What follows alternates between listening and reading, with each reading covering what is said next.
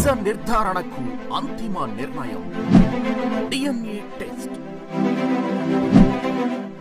ఉన్నది ఉన్నట్లుగా వాస్తవాలను శోధించి వివరించే మన DNA టీవీ, మన రాష్ట్రం, మన ఛానల్.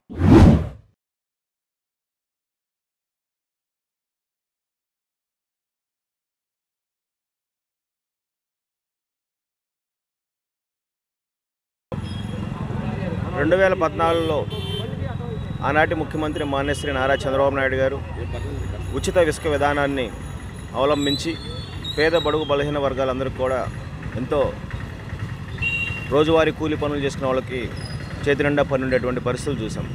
2019లో వైఎస్ఆర్సీపీ జగన్మోహన్ రెడ్డి ప్రభుత్వం అధికారంలోకి వచ్చిన వెంటనే ఆ ఉచిత ఇసుక విధానాన్ని రద్దు చేస్తూ మరి ఏదైతే ఇసుక సహజ వనరులుగా ఉన్నటువంటి ఇసుకని మరి ప్రతి ఒక్కరికి కూడా హక్కు ఉండే ఇసుకని కేవలం వైఎస్ఆర్సీపీ నాయకులకు మాత్రమే చెందినట్టుగా మరి ఆ ఇసుక అన్నింటిని కూడా టన్నుల లెక్క కాటాల లెక్క పెట్టి అధిక రేట్లు, ఎందుకంటే ఆకాశాన్ని అంటే ఇసుక కొనాలంటే ఒక ట్రాక్టర్ ఇసుక దాదాపు 7,000 రూపాయలు కూడా కొనేటువంటి పరిస్థితులు. ఒక లారీ ఇసుక కొనాలంటే 35,000 నుంచి 40,000 రూపాయలు మరి వైఎస్ఆర్సీపీ ప్రభుత్వ హయాంలో మరి ఇసుకని ఆ విధంగా పేదవాడికి చేతి నిండా పని లేకుండా ఒక సామాన్యుడు ఇల్లు కట్టుకోవాలంటే వాళ్ళందరినీ నడ్డి విరిచినటువంటి వైఎస్ఆర్సీపీ ప్రభుత్వం మరి ఏదైతే మొన్న ఎలక్షన్స్లో ముందులో భాగంగా ఎన్డీఏ కూటమి అభ్యర్థులు నారా చంద్రబాబు నాయుడు గారు ఎన్నికల మేనిఫెస్టోలో జాయిన్ చేయటం, ఇసుక ఉచిత విధానాన్ని గతంలో మనం అవలంబించినట్టు మళ్ళీ కూడా దాన్ని తీసుకొస్తామని చెప్పి చెప్పడం, మరి నిన్న ఆ ఉచిత ఇసుక విధానాన్ని అమలు చేయటం నిజంగా కార్మికులందరూ కూడా చాలా హర్షం వ్యక్తం చేస్తున్నారు. ఎందుకంటే ఒక భవన నిర్మాణం జరగాలంటే ఆ భవన నిర్మాణానికి సంబంధించి అనేక రకాలైనటువంటి వర్కర్స్ దాని మీద ఆధారపడి ఉంటారు. ఎందుకంటే ఒక టాపీ మేస్త్రి కాకుండా, ముఠా వారు కాకుండా, ఐరన్ రాడ్ వెండర్సు, తర్వాత పెయింటర్సు, సెంటరింగ్ మేస్త్రులు, ఎలక్ట్రీషియన్స్, ఇలా అనేక మంది కూడా మరి ఆ భవన నిర్మాణానికి వర్కర్స్ ఉంటేనే మరి ఆ భవన నిర్మాణం జరుగుతుంది. మరి వారందరికీ కూడా పని చూపించినట్టు అవుతుంది. మరి ముఖ్యంగా అభివృద్ధి చెందాలంటే, అమరావతి అభివృద్ధి చెందాలంటే మరి బిల్డర్ సెగ్మెంట్లో కూడా వాళ్ళకు కూడా ఈ ఉచిత ఇసుక విధానం మాత్రం ఎంతో ఉపయోగపడుతుంది. ఖచ్చితంగా ఇది చాలా హర్షించదగినటువంటి విషయం. మరి ఈరోజు హుస్సేన్గడ్డ సెంటర్లో భవన నిర్మాణ కార్యక్రమంలో ఆధ్వర్యంలో మరి నారా చంద్రబాబు నాయుడు ఎన్డీఏ కూటమి అభ్యర్థులందరూ కూడా మరి వారి శుభాకాంక్షలు తెలియజేస్తూ మరి ఈరోజు ఈ కార్యక్రమాన్ని నిర్వహించిన ప్రతి ఒక్కరికి కూడా పేరు పేరు ధన్యవాదాలు తెలియజేస్తాం.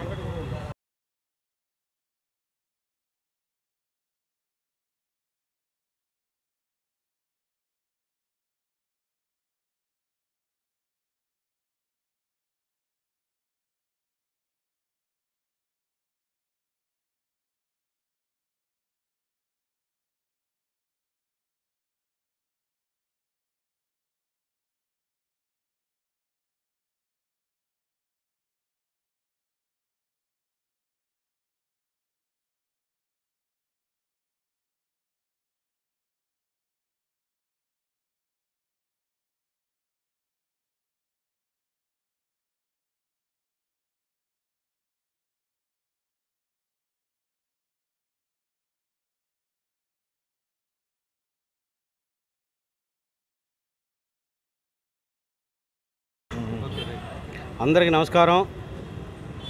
రాష్ట్రంలో ఈరోజు చూస్తే పండగ వాతావరణం ఏర్పడింది. ఎందుకంటే భవన నిర్మాణ కార్మికులు 25 లక్షల నుంచి దాదాపు 30 లక్షల వరకు కార్మికులు ఈ రాష్ట్రంలో ఉన్నారు. ఇసుక లేక గత ప్రభుత్వంలో పనులు లేక ఆత్మహత్య చేసుకున్న దాఖలాలు ఉన్నాయి. కాబట్టి మరి చంద్రబాబు నాయుడు గారు ఏదైతే చెప్పారో ప్రభుత్వం రాగానే ఉచిత ఇసుక విధానం అమలు చేస్తామని చెప్పేసి మరి నిన్న అమలు చేయడం జరిగింది. మరి ఈరోజు భవన నిర్మాణ కార్మికులు చంద్రబాబు నాయుడు గారికి, అలాగే పవన్ కళ్యాణ్ గారికి, మోదీ గారికి ధన్యవాదాలు తెలుపుకుంటూ కేక్ కట్ చేసి స్వీట్లు పంచుకోవడం జరిగింది. ఎందుకంటే గత ప్రభుత్వంలో భవన నిర్మాణ కార్మికులకి ఒక్క రూపాయి కూడా అందించిన పాపం లేదు. ఎందుకంటే టాక్సీ డ్రైవర్లకు కానీ, వివిధ వర్కర్లకు కానీ మరి 10,000 ఇచ్చాం అని చెప్పారు. భవన నిర్మాణ కార్మికులకి ఒక్క రూపాయి ఇవ్వకుండా మరి వాళ్ళ దగ్గర ఉన్న డబ్బు ఏదైతే ఉందో నవరత్నంలో పెట్టడం జరిగింది. కాబట్టి ఈ ప్రభుత్వం వచ్చిన తర్వాత భవన నిర్మాణ కార్మికులకి బాగుంటుంది. ఎందుకంటే ఇసుకుంటే పని ఉంటుంది, పని ఉందంటే అభివృద్ధి ఉంటుంది, అభివృద్ధి ఉంటే అన్ని విధాలుగా మరి కంపెనీలు వస్తాయి, మన రాష్ట్రం సుభిక్షంగా ఉంటుందని చెప్పేసి నేను భావిస్తూ మరి ఒక్కసారి ఈ చంద్రబాబు నాయుడు గారికి, అలా పవన్ కళ్యాణ్ గారికి, మోదీ గారికి ధన్యవాదాలు తెలుపుకుంటూ సెలవు తీసుకుంటున్నాను. గడిచిన 5 ఏళ్లలో రాక్షస పాలన కారణంగా ఏదైతే ఇసుక రేట్లు పెంచేసి భవన నిర్మాణ రంగానికి పని ఉపాధి లేకుండా చేసి వాళ్ళ కొట్టిన గత ప్రభుత్వం ఏదైతే ఉందో దానిని బుద్ధి చెప్తూ దేశ రాష్ట్ర ప్రజలు భారతదేశంలో ఎన్డీఏ గవర్నమెంట్లో ఉన్న నరేంద్ర మోడీ నాయకత్వాన్ని అండ్ అలాగే రాష్ట్రంలో ఉన్న చంద్రబాబు నాయుడు గారి నాయకత్వాన్ని బలపరిచి ఏదైతే వీరికి ఉపాధి కలిగేలాగా ఎన్నికల ముందు హామీలు ఇచ్చారో అవన్నీ నెరవేర్చే విధంగా ఈరోజు ఏదైతే ఇసుకను సీనరేజ్ మరియు నిర్వహణ ఖర్చులతోటి అందరికీ అందేలాగా ఏ విధమైనటువంటి అవినీతికి పాల్పడకుండా పారదర్శకంగా అందేలాగా చేసినందుకు నారా చంద్రబాబు నాయుడు గారికి అలాగే కేంద్రంలో ఉన్న ఎన్డీఏ బీజేపీ నరేంద్ర మోదీ గారికి ధన్యవాదాలు తెలియజేస్తున్నాం.